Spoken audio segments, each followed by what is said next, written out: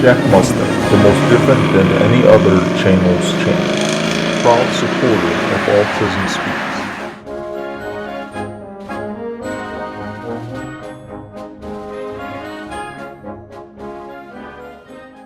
Ladies and gentlemen, this is the moment we have been waiting for 4 years. It is time to decide our fate of our country. Either we shall save it or let it burn to the ground. And this is the most important election day in America's history. What I really want is for 2021 to be better than this year. And I want to see my friends again. I gotta admit, I was really excited for 2020.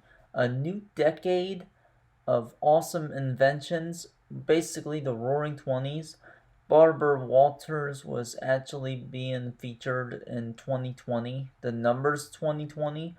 And then this year, I shouldn't have said goodbye to 2019.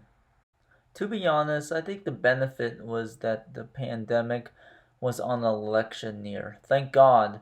If it had gone to about 4 years earlier, we would probably wipe out a little bit of the population of the US. Look, the thing is, we can't go another 4 years to this madness. And to be honest, if we continue till 2024, we probably won't make it. We would also be too late to actually fight climate change by 2050. That's basically my hypothesis. And to be honest, it might be true. The thing is, what would we do if it was too late? Without Joe Biden or someone else, we wouldn't even able to fight climate change because in 2024, to be honest, it'll be too late.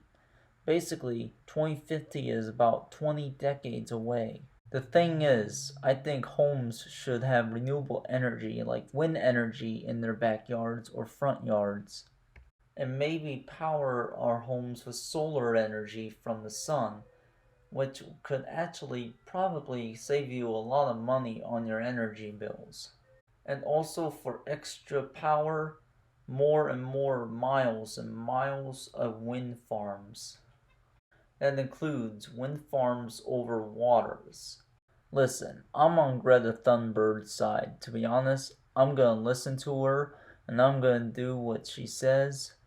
And let me tell you, I wish I could be there with her as well to make sure everybody listens to how bad climate change is. 2 a.m. on Wednesday, November 4th, 2020. I woke up being overwhelmed about the election, why there wasn't any total results yet. I was tossing and turning in my bed, trying to go back to sleep. Sure enough, I'd probably just continue on being woke up at 4 a.m. So I turned on CNN and then I noticed that the electrical polls were on a hold. So then I pretty much went back to sleep for a while. Of course, 2 a.m., I actually got a notification that Biden actually won Wisconsin. Actually, it was 2 p.m. However, here is some exciting news.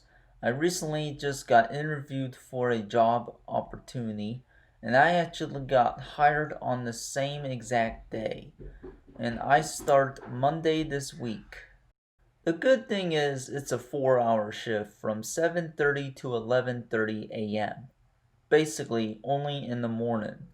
So hopefully it'll be a little bit enough pay right there. So the Saturday, pretty much after Halloween, my dad told me to turn on CNN. It took me a minute, but I just noticed that I was surprised by seeing that Joe Biden has been elected the next president of the United States. And yep, I was really excited. It was a beautiful day too. Of course, that day we actually ventured out to Cuyahoga Valley.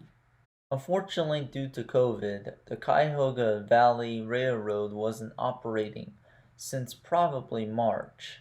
So luckily I didn't get hit by a train to get this cool picture of the railroad tracks, emptied and probably been not running for a long time. And there you can also see the bridge to 271 north and southbound. And of course, across 271 is I-80, east and westbound. We went to this place called the Ledges. Basically a cool place where you can see all kinds of glacier shapes. It's kind of interesting to see how trees grow by a cliff. Keep in mind my whole life I have been hiking for years. But steep hills are the hardest. Of course, check out this trench. Pretty cool, right? Kinda reminds me of something from Finding Nemo. And of course, I made this TikTok, which unfortunately I have to mute it because of copyright laws. And of course, I could have a risk of copyright infringement.